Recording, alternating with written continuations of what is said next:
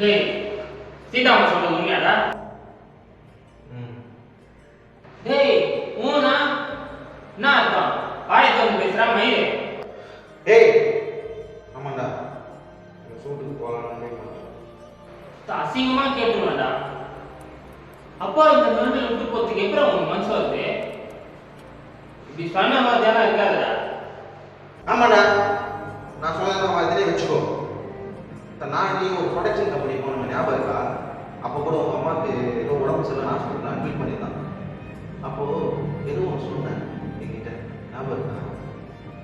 அது அது நான் சொல்லிட்டா மாமே நீ ட்ரீமை நோக்கி போகும்போது பல பிரச்சனைகள் வரும்.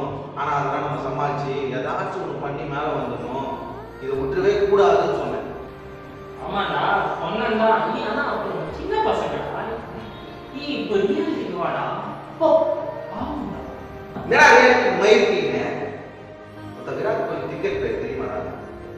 அந்த மனுஷன் செலெக்ஷன் மேட்சை போட்டோமா மிட் நைட் 2:30-3 மணிக்கு கால் வருது. அவங்க அப்பா இறந்துட்டாரு. ஆனால் அந்த மனுஷன் என்ன பண்ண தெரியுமா? அந்த மேட்ச் முடிச்சுட்டு தான் நான் ஃபியூனரலே போனேன். ஏன் தெரியுமா? ஏன்னா அவங்க அப்பா தான் விரும்பினாரு. அதுதான் நான் எங்கள் அப்பா விரும்புவான்.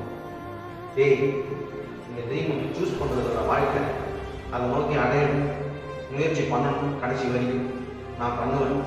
என்ன ஆனாலும் கூட கேட்கறேன்.